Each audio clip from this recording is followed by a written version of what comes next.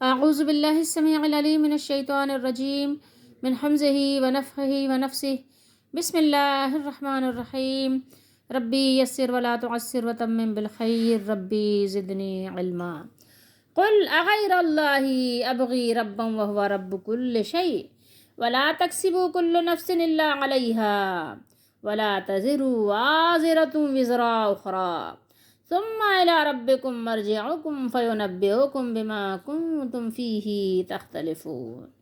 یہ ایک ہی آیت ہے، آیت نمبر 164 سورہ انعام 8واں سپارہ۔ آپ کہہ دیجئے کیا میں اللہ کے سوا کوئی اور رب تلاش کروں؟ اب اس سے پیچھے ہم نے پڑھا تھا اسی سورہ میں ابتغی، اور یہاں ہے ابغی۔ کیا کوئی اور تلاش کروں؟ ربوں وہو رب کل شیء، جبکہ وہی ہر چیز کا رب ہے۔ وہی جس کی بات ہو رہی ہے شروع سے، جس نے ہمیں پیدا کیا، جس نے ہماری درجہ بدرجہ بتدریج پرورش کی، اس رب کے سوا کیا کوئی اور رب تلاش کروں؟ کسی اور کو اپنا رب بناؤں، جبکہ وہی ہر چیز کا رب ہے۔ اور کوئی شخص ایسا نہیں کماتا، کس چیز کا؟ گناہ کی بات ہو رہی ہے یہاں پہ۔ اور کوئی شخص ایسا گناہ نہیں کماتا جس کا وبال اسی پر نہ ہو۔ جو شخص بھی برائی کرے، گناہ کا کام کرے، اس کا وبال اسی پر ہوگا، دوسرا کوئی اس کا وبال نہیں چکھے گا جبکہ وہ اس میں شامل نہ ہو۔ پتہ ہے آپ کو یہ بات؟ قرآن نے صاف صاف بیان کر دیا۔ اور کوئی بوجھ اٹھانے والا کسی دوسرے کا بوجھ نہیں اٹھائے گا۔ ولا تزرو ہے یہ، ولا تزرو وازرۃ وزر اخری۔ وزر کہتے ہیں بوجھ کو، جو آپ کے کمر پر آپ رکھتے ہیں اپنے۔ پھر اپنے رب ہی کی طرف تمہیں لوٹنا ہے، چنانچہ وہ تمہیں ان باتوں سے آگاہ کرے گا جن میں تم اختلاف کرتے رہے ہو یا اختلاف کرتے رہے تھے۔ تختلفون، اختلاف کرتے رہے تھے۔ قل کا معنی تو آپ جانتے ہیں کہ کہنا، کہہ دو، ٹھیک ہے۔ حمزہ زبر آ ہے نا، یہ جس کو الف زبر آ آپ پڑھتے ہیں، حمزہ زبر آ، اس کا یہ ہے حمزہ استفہام کہلاتا ہے، یعنی سوال کے لیے ہے، کیا؟ غیرہ آپ اردو میں بھی بولتے ہیں، غیر، ٹھیک ہے، یعنی اللہ کے غیر کے علاوہ، اللہ کا کوئی، یعنی جو اللہ تعالیٰ کے علاوہ اللہ کی مخلوق میں سے۔ یہ تمام اہل علم کو معلوم ہے کہ مکے کے جو مشرکین تھے وہ اللہ تعالیٰ کو رب مانتے تھے۔ جنہوں نے بھی قرآن پڑھا ہے، حدیث شریف پڑھی ہے، رسول اللہ صلی اللہ علیہ وسلم کے زمانے کی جو آپ کہیے تاریخ پڑھی ہے، ان کو معلوم ہوگا کہ مشرکین مکہ اللہ تعالیٰ کو رب مانتے تھے، مگر انہوں نے کئی الہ، کئی معبود بنا رکھے تھے جن کو وہ نفع اور نقصان کی امید رکھتے تھے۔ ان کو یہ امید ہوتی تھی کہ یہ نفع و نقصان پہنچا سکتے ہیں، نفع بھی پہنچا سکتے ہیں اور نقصان بھی پہنچا سکتے ہیں۔ ان کو نفع و نقصان کا کچھ نہ کچھ مالک وہ سمجھتے تھے، اللہ تعالیٰ کی ملکیت میں کچھ نہ کچھ وہ حصے دار ان کو سمجھتے تھے۔ تو یہ بات ہے، اور پھر اسی وجہ سے ان کی پوجا پاٹ کرتے تھے۔ کیا مطلب ہوتا تھا کہ ان کو راضی کر رہے ہیں۔ جیسے آج آپ دیکھ لیں بعین ہی بالکل جو قبروں اور مزاروں پہ کام ہو رہے ہیں، یہی عقیدہ ان کا کفار مکہ کا تھا کہ کچھ نہ کچھ ان کا اختیار ہے اللہ تعالیٰ کی قدرت میں، یہ ہم کچھ نہ کچھ یہ دخل دے سکتے ہیں، ہمارے بگڑے ہوئے کام جو اللہ نہ بنائے نعوذ باللہ، یہ اللہ سے بنوا سکتے ہیں۔ اور ان کو مشکل میں اور خوشی میں اور اپنے ضرورتوں میں پکارتے تھے۔ اللہ تعالیٰ نے قرآن مجید میں اپنے رب ہونے کو، اپنی الوہیت، معبود ہونے کی دلیل کے طور پر بار بار پیش کیا ہے، بار بار۔ جتنی صورتوں کو آپ اٹھائیں گے، ہر سورے میں آپ کو یہ چیز ملے گی۔ اور کچھ صورتیں ایسی ہیں جو خاص ہیں، جیسے سورہ انعام ہم پڑھ رہے ہیں، سورہ یونس، سورہ سبا، سورہ فاطر، بہت سی صورتیں آپ کو ایسی ملیں گی جس میں اللہ تعالیٰ نے بہت زیادہ اپنے معبود ہونے کے دلائل بار بار پیش کیے ہیں۔ یہاں بھی مراد یہی ہے کہ عبادت تو صرف اسی کی ہو سکتی ہے جو رب ہو، اس لیے تمہارا غیر اللہ کو پکارنا، ان کی عبادت کرنا، انہیں رب بنانا ہی ہے۔ اگر تم ان سے امید رکھتے ہو تو گویا تم نے ان کو اپنا رب بنایا ہے، چاہے تم اس کو قولی کہو یا فعلی عملی کہو، ٹھیک ہے۔ کبھی انسان زبان سے نہیں کہتا اور اس کا عمل بتا رہا ہوتا ہے، اور کبھی انسان اپنے عمل سے بھی اس کو ظاہر کر رہا ہوتا ہے کہ سجدہ کر رہا ہے کسی غیر اللہ کو، کسی قبر والے کو، اس کی نظر و نیاز، اس کی منتیں مان رہا ہے. کیا مطلب ہے؟ کہیں چوڑیاں باندھ رہا ہے، کہیں دھاگے باندھ رہا ہے، کہیں کچھ. اللہ تعالیٰ اپنی پناہ میں رکھے. اب اللہ کے سوا میں کسی اور کی عبادت کر کے اسے رب کیسے بناؤں، جبکہ ہر شے کا رب وہی ہے، ہر شے کا مالک وہی ہے، ہر شے اسی کی وجہ سے پروان چڑھ رہی ہے. تو اس کے سوا میں کیسے کسی اور کو رب بنا لوں؟ کیسے ممکن ہے یہ؟ لوگوں اچھی طرح آگاہ ہو جاؤ. تمہیں معلوم ہونا چاہیے کہ جس رب کے حضور میں سجدہ ریز ہوں، وہی تو ہے، وہی مولائے برحق ہے. اس کے سوا کوئی الہ نہیں ہے، کوئی رب نہیں ہے. اب یہاں پر میں آپ کو 2 شعر بتاتی ہوں جو پڑھے جاتے ہیں، پڑھے تو بہت جاتے ہیں، میں صرف 2 شعر کی آپ کو نشاندہی کرتی ہوں. کیا آپ بتائیے کہ اللہ کے رب ہوتے ہوئے، اللہ کو اپنا رب مانتے ہوئے کیا یہ جائز ہے پڑھنا؟ ارے للہ لے خبر میری، للہ لے خبر، میں ڈوبا تو کہاں ہے، میرے شاہ لے خبر. بتائیے صحیح ہے یہ؟ للہ لے خبر، للہ کا کیا مطلب ہے پتہ ہے آپ کو؟ اللہ کے واسطے میری خبر لیجئے، میں ڈوب رہا ہوں، آپ کہاں ہیں میرے شاہ، خبر لیجئے میری. سوچئے کیا یہ صحیح ہے؟ پڑھ سکتے ہیں اس کو؟ وہی رب ہے جس نے تم کو ہمتن کرم بنایا، مجھے بھیک مانگنے کو تیرا آستاں بتایا. وہی رب ہے جس نے تم کو ہمتن کرم بنایا، یعنی تم ہمارے لیے کیا ہو؟ مکمل کرم ہو، ہم پر کرم کرنے والے ہو، تم ہم پر کرم کرنے والے ہو، اور مجھے بھیک مانگنے کے لیے آپ کا آستاں بتایا ہے کہ آپ کے آستانے پہ جاؤں اور بھیک مانگوں. کیسے بھیکاری بن گئے؟ اللہ کا در چھوڑ کر اللہ کے محبوبان سے مانگ رہے ہو، اللہ کے برابر بنا رہے ہو، ان کو اللہ تعالیٰ کی ملکیت میں شریک بنا رہے ہو. اگر اللہ کے نبی صلی اللہ علیہ وسلم تشریف لے آئیں تو آپ کا کیا حشر ہوگا؟ آپ سوچئے تھوڑی دیر کے لیے. وہی رب ہے، اللہ تعالیٰ نے اپنے نبی سے کہلایا ہے، قل اغیر اللہ ابغی ربا وہو رب کل شیء.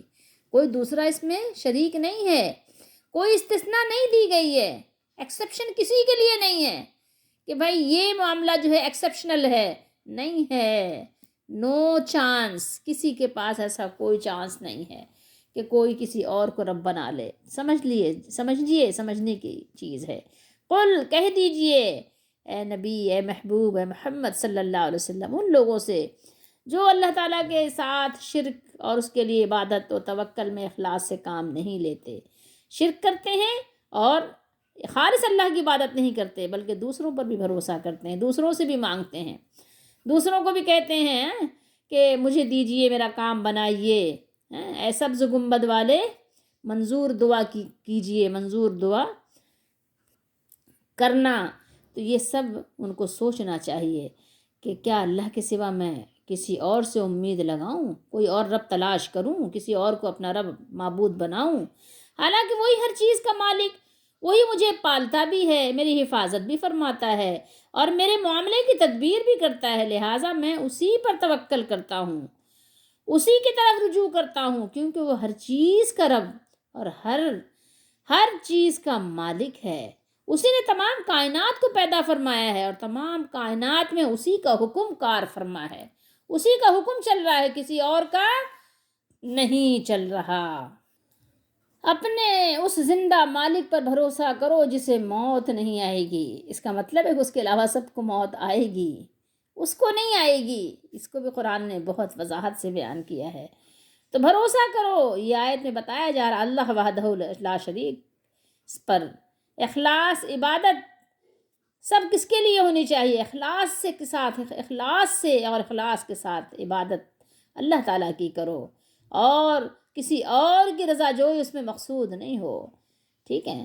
قرآن مجید میں ان باتوں کو بار بار بیان کیا ہے، بار بار. جیسے ہم پہلی ہی سورہ فاتحہ میں پڑھتے ہیں ایاک نعبد و ایاک نستعین، ایاک نعبد و ایاک نستعین. اے رب ہمارے، اے میرے مالک، اے معبود، ہم صرف آپ کی عبادت کرتے ہیں اور آپ ہی سے مدد مانگتے ہیں۔ فَاعْبُدْهُ وَتَوَكَّلْ عَلَيْهِ، فَاعْبُدْهُ، سو آپ اسی کی عبادت کریں اور اسی پر بھروسہ رکھیں۔ سورہ ہود میں فرمایا، اور سورہ ملک میں فرمایا قُلْ هُوَ الرَّحْمَٰنُ وَآمَنَّا بِهِ وَعَلَيْهِ تَوَكَّلْنَا، جو روزانہ پڑھنے کا حکم ہے، جو یہ قبر میں آپ کی سفارش کرے گی، کہہ دیجئے کہ وہ اللہ رحمان ہے، ہم اسی پر ایمان لائے اور اسی پر بھروسہ رکھتے ہیں۔ قُلْ هُوَ الرَّحْمَٰنُ وَآمَنَّا بِهِ وَعَلَيْهِ تَوَكَّلْنَا، فرمایا رب المشرق والمغرب لا الہ الا ہو فاتخذوہ وکیلا، سورہ مزمل میں، وہی مشرق اور مغرب کا مالک ہے اور اس کے سوا کوئی معبود نہیں، کوئی الہ نہیں، تو اسی کو اپنا کارساز بناؤ۔ کس کو؟ اسی کو، سو اسی کو اپنا کارساز بناؤ۔ اور اس طرح اللہ تعالیٰ نے ہمیں اور آپ کو حکم بھی دیا، سمجھایا بھی، ہماری تربیت بھی کی، نصیحت بھی کی اور وصیت بھی کی۔ وَلَا تَكْسِبُ كُلُّ نَفْسٍ إِلَّا عَلَيْهَا، آپ نے سنا ہوگا یہ جو پیر اور مرید وغیرہ کے جو رشتے بنائے گئے ہیں، اکتساب کہتے ہیں نا، پیر سے اکتساب حاصل کرتے ہیں، فیض حاصل کرتے ہیں۔ تکسبو، اس کو ذرا سمجھیے گا، صیغے کو سمجھانے میں بھی تھوڑا ٹائم لگے گا، لیکن آپ تکسبو آپ اکتساب سے سمجھ لیجئے کہ نا فیض حاصل کرتے ہیں، ٹھیک ہے۔ بہرحال یہاں پر سمجھنے کی بات یہ ہے کہ اور جو کوئی برا کام کرتا ہے، برائی کماتا ہے، برے فیض حاصل کرتا ہے تو اس کا ضرر اسی کو ہوتا ہے، اور کوئی شخص کسی کے گناہ کا بوجھ نہیں اٹھائے گا۔ اس مقام پر اللہ تعالیٰ کی طرف سے قیامت کے دن بدلہ دیے جانے اور اس کے فیصلے اور عدل کے بارے میں بتایا جا رہا ہے کہ تمام لوگوں کو ان کے اعمال کے مطابق بدلہ دیا جائے گا۔ اگر اعمال اچھے ہوئے تو اچھا صلہ ملے گا، اور اگر اعمال برے ہوئے تو برا بدلہ ملے گا، اور اسی کے گناہ کے بوجھ کو دوسرا کوئی نہیں لے گا۔ جس نے کیا ہے اس کو ہی اٹھانا پڑے گا، اسی کو اپنا بوجھ اٹھانا پڑے گا، اس کے بوجھ کو کوئی دوسرا کسی کے گناہ کے بوجھ کو نہیں اٹھائے گا۔ اور یہ بھی اسی کے عدل ہی کے سبب ہے، یہ اللہ کا عدل ہے۔ لازمی بات ہے کہ یہ تو انسانوں کا کام ہے کہ کسی کا گناہ کسی کے اوپر تھوپ دیتا ہے، جھوٹ خود بولتا ہے دوسرے کے اوپر لگا دیتا ہے، قتل خود کرتا ہے دوسرے کے اوپر لگا دیتا ہے، چوری خود کرتا ہے دوسرے پہ لگا دیتا ہے، اس پہ الزام ڈال دیتا ہے، اس پہ FIR کٹوا کے اس کو جیل بھجوا دیتا ہے، ہیروئن وغیرہ خود بیچتا ہے، چرس خود بیچے گا اور دوسرے کا نام لگا دے گا، اور پتہ چلے گا کہ چوری پکڑی جائے گی تو کیا کرے گا، اس کو جا کے بھی راستے سے ہٹا دو، کہیں ایسا نہ ہو کہ وہ راز اگل دے، اس کو گولی مروا دو، راستے سے قتل کروا دو اس کو۔ اللہ تعالیٰ نے فرمایا قرآن مجید میں سورہ فاطر میں، کیا فرمایا اللہ نے؟ اور کوئی بوجھ میں دبا ہوا اپنا بوجھ ہٹانے کو کسی کو بلائے تو کوئی اس میں سے کچھ نہ اٹھائے گا، اگرچہ قرابت دار ہی کیوں نہ ہو۔ ثقل بوجھ کو کہتے ہیں، ثقل۔ وَإِن تَدْعُ مُثْقَلَةٌ إِلَىٰ حِمْلِهَا لَا يُحْمَلْ مِنْهُ شَيْءٌ وَلَوْ كَانَ ذَا قُرْبَىٰ، کیونکہ بات یہ ہے کہ اللہ کے دربار میں عدل ہے، نا انصافی نہیں ہے، ظلم نہیں ہے، اللہ تعالیٰ ظلم سے پاک ہے۔ کیوں؟ اس لیے کہ وہ سبحان و قدوس ہے۔ سورہ طٰہٰ میں فرمایا فَلَا يَخَافُ ظُلْمًا وَلَا حَدْمًا، نہ اسے بے انصافی کا کھٹکا ہوگا نہ حق تلفی کا، وہاں نہ اس کے ساتھ حق تلفی ہوگی نہ اس کے ساتھ نا انصافی ہوگی۔ اگر تو کسی کا بوجھ کسی اور کے اوپر ڈال دیا جائے تو ظاہر اس شخص کے ساتھ تو یہ ظلم ہو گیا، اس کے ساتھ تو ناانصافی ہو گئی۔ سوچئے آپ خود تھوڑی دیر کے لیے، تو اس کے ساتھ یہ زیادتی ہو جائے گی۔ یا کسی کی نیکیوں کو آپ کم کر دیں، ایک شخص نے زیادہ نیکی کی تھی اور آپ نے اس کے نیکی کو کم کر دیا، ایک شخص نے زیادہ محنت کی تھی، زیادہ کام کیا تھا اور آپ نے اس کو صرف سیٹسفیکشن دیا، حالانکہ وہ تو ایکسیلنٹ کا حقدار تھا، تو آپ نے تو ظلم کیا اس کے ساتھ۔ سوچئے ایک شخص ویری گڈ کا جو ہے مستحق تھا، اس کا اپریزل اتنا اچھا تھا پورے سال کا، آپ نے اس کو صرف گڈ دے کر تنخواہ دیا، تو یہ تو آپ نے اس کے ساتھ زیادتی کی۔ اللہ کے یہاں ایسا نہیں ہوگا، جو ایکسیلنٹ ہے وہ ایکسیلنٹ ہوگا، جو سیٹسفیکشن ہے وہ سیٹسفیکشن ہوگا، ٹھیک ہے، اس کو سیٹسفائیڈ کیا جائے گا کہ اس کو جو ہے وہ سیٹسفائیڈ ہو جائے۔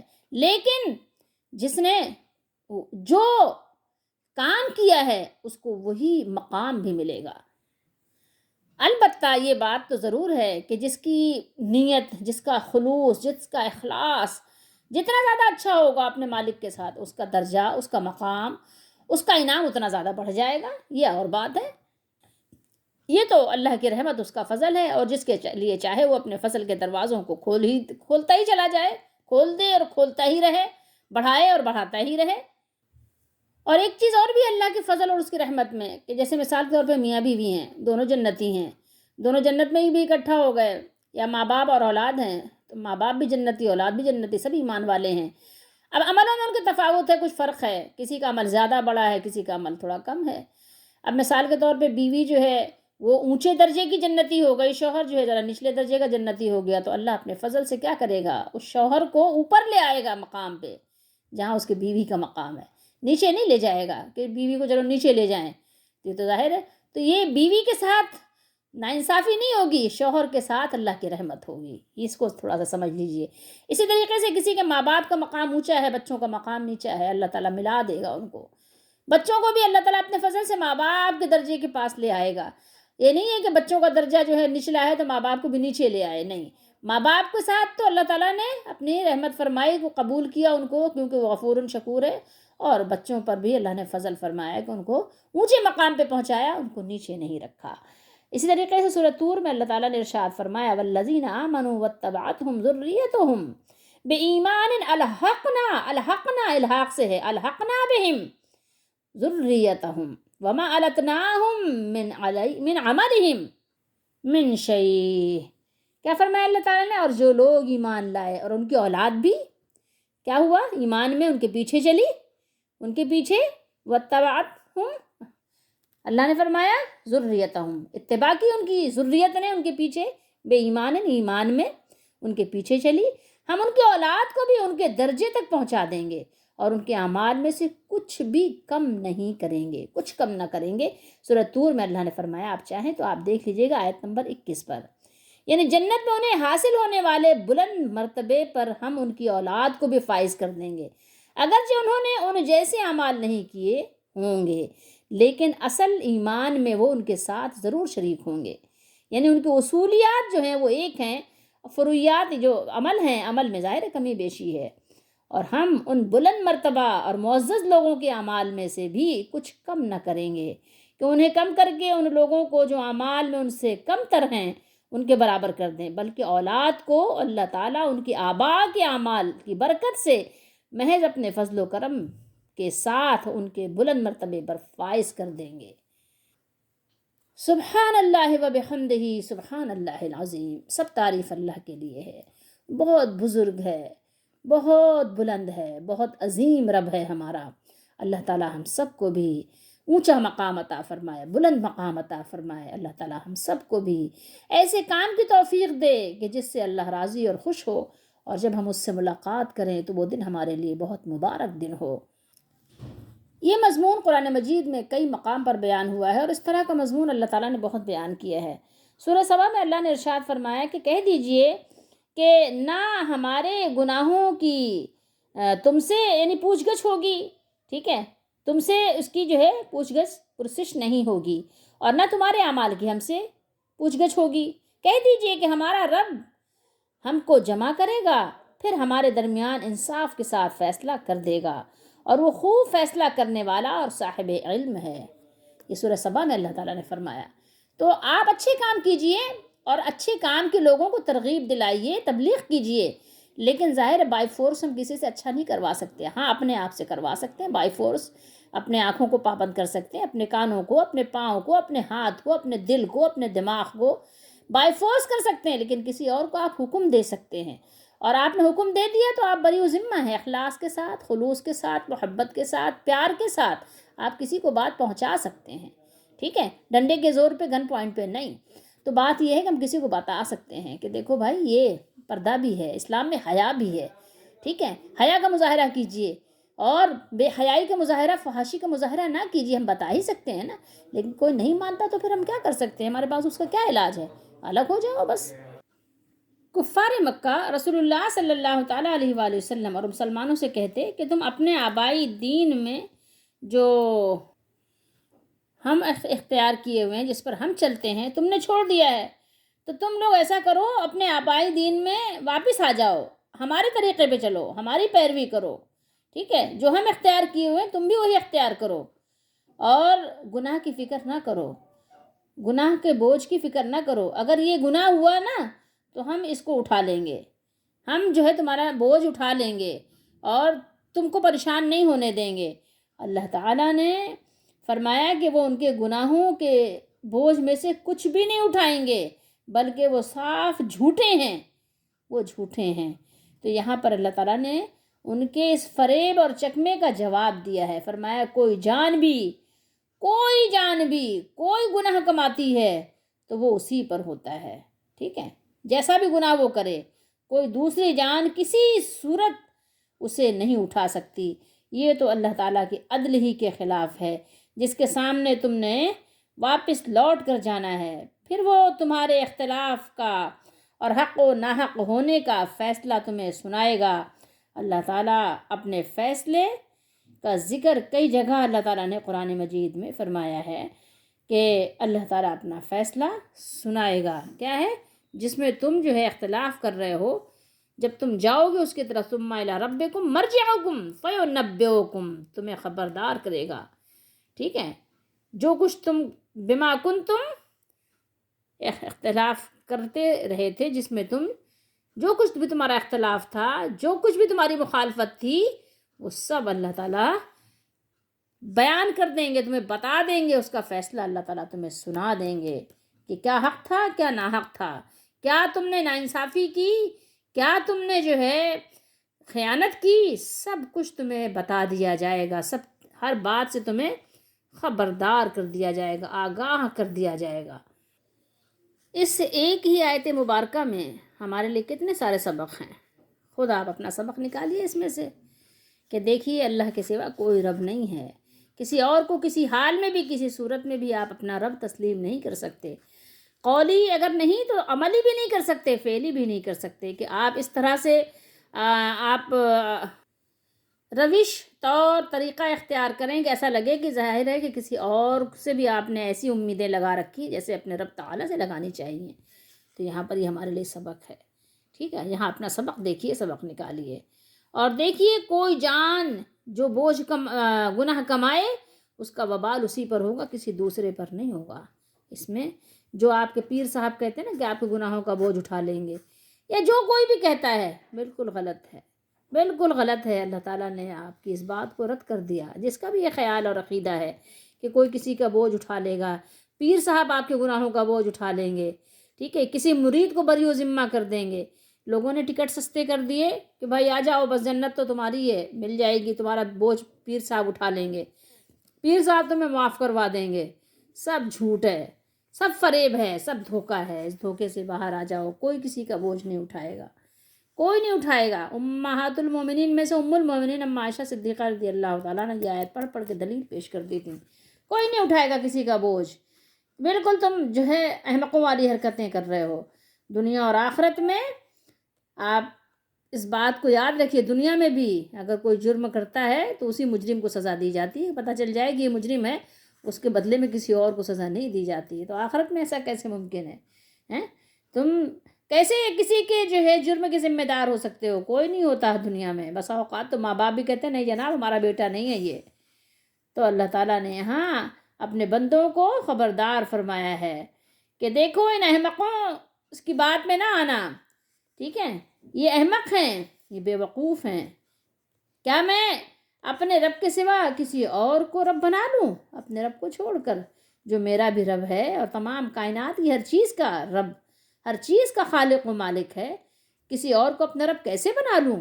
کوئی اور کیسے اس منصب پر فائز ہو سکتا ہے؟ نہیں. تمہارا یہ خیال کتنا احمقانہ ہے اور تمہارا یہ کہنا بھی کتنا لغو ہے، کتنا فضول ہے، کیسی بکواس ہے کہ تم میرا بوجھ اٹھا لو گے. کوئی پیر صاحب کسی مرید کا بوجھ اٹھا لیں گے؟ کوئی کسی کا بوجھ نہیں اٹھا سکتا، ہرگز نہیں. ہر ایک کو اپنا بوجھ خود اٹھانا پڑے گا. کسی کے بدلے دوسرا نہیں پکڑا جائے گا. جس نے جرم کیا ہے وہی پکڑا جائے گا. جس نے جرم کیا ہے اسی کو سزا ملے گی، کسی دوسرے کو اس کی سزا نہیں ملے گی. کبھی دوست یار بھی اس طرح سے بیوقوف بناتے ہیں نا، فریب اور دھوکہ دیتے ہیں، یار کر لے یہ گناہ، ٹھیک ہے ہم ہیں نا، ہم تمہارا بوجھ اٹھا لیں گے. کبھی ایسا جو ہے ویسے شیطانی باتیں جو ہے نا دوستوں کے منہ سے بھی نکل جاتی ہیں یہ سب شیطانی باتیں ہیں، سب حماقت پر مبنی ہیں. ایسا کبھی سوچنا بھی نہیں. کوئی کسی کا بوجھ نہیں اٹھائے گا، سب کو اپنا بوجھ اٹھانا ہے. اتنا ہی اپنا جتنا بار اٹھا سکتے ہو، جتنا بوجھ اٹھا سکتے ہو، جتنی آپ کی پیٹھ مضبوط ہے، جتنی قبر مضبوط ہے، اتنا ہی بڑا بوجھ رکھو. ٹھیک ہے. ایک دنیا میں بہت ہی مضبوط مطلب جس کو کہیے آپ پہاڑی علاقے پہ رہنے والے لوگ بھی تو کتنے کلو کے بوری اٹھا لیتے ہیں زیادہ سے زیادہ، جو بجری وغیرہ اٹھا کے چھت پہ چڑھا دیتے ہیں. بہت آپ لے لیں 50 kg. ٹھیک ہے، اس سے زیادہ تو نہیں، 50 کلو سے زیادہ. یا کوئی بہت بہادر ہوگا 100 کلو اٹھا لیا، لیکن کتنی دور چل سکتا ہے، کتنی دیر چل سکتا ہے، کتنی دور چل سکتا ہے وہ بوجھ اٹھا کر، کتنی دور چلا سکتے ہیں آپ اس کو. قیامت کے دن وہ بوجھ اٹھا کر کہاں تک چلے گا؟ اگر اس کے پاس منو ٹنو اس کو لاد دیا آپ نے، 50 کلو نہیں، منو ٹنو اگر بوجھ آپ نے لاد دیا، شرک کا بوجھ لاد دیا، کفر کا بوجھ لاد دیا، کیسے اٹھ سکے گا؟ وہ اٹھ نہیں سکے گا، نہ آنکھ اٹھا سکے گا، نہ کمر سیدھی ہو سکے گی اس کی. سوچئے، تصور کیجئے ذرا. کوئی نہیں اٹھائے گا. اتنا ہی اپنا یعنی دیکھ کے کرو جتنا گناہوں کا تم بوجھ اٹھا سکتے ہو. اللہ تعالیٰ کو اتنا ناراض نہ کر دو کہ پھر اپنے ہی گناہوں تلے، اپنے ہی جرم تلے تم دب جاؤ. یہ دنیا میں اگر آپ نے دیکھنا ہے نا تو جا کے جیلوں میں دیکھ لیجئے، ایک چکر لگایا ہی ہے، آپ کو اندازہ ہوگا. جا کے تھانوں میں دیکھ آئیے، جو یہ تھانے ہیں نا وہاں دیکھ کر آ جائیے. اللہ تعالیٰ کی پناہ مانگیے. یہ تو دنیا میں لوگ رحم نہیں کرتے. دنیا میں جو انسان ہے آپ کی طرح انسان ہے، آپ کی طرح انسان ہے. اگر آپ سے غلطی ہو جائے تو آپ کی غلطی معاف نہیں ہوتی، بلکہ بسا اوقات تو ایسے انسان دنیا میں بستے ہیں بغیر غلطی کو آپ کو ایسی سزا دلا دیتے ہیں کہ آپ کی زندگی اجیرن کر دیتے ہیں. دیکھیے سال ہا سال لوگ پڑے ہوئے ہیں قید خانوں میں. کیا آپ کو ان سے عبرت نہیں ہوتی؟ یہ ایک مثال ہے. مثال کیسی ہے یہ آخرت کے اوپر رکھ کے اس کو دیکھ لیجئے تو آپ کو اندازہ ہوگا. آپ اپنی زندگی کو، آخرت کی زندگی کو برباد نہ کریں. اللہ تعالیٰ ہم سب کو سمجھنے کی توفیق دے. تو اپنے اوپر اتنا بھاری بوجھ نہ لا دیں جس کے نیچے آپ خود دب جائیں. اللہ تعالیٰ ہم سب کو قرآن مجید کو سمجھنے کی توفیق دے اور اسی کے مطابق اپنی زندگی کو بنانے کی توفیق دے. اللہ ہماری دستگیری فرمائے.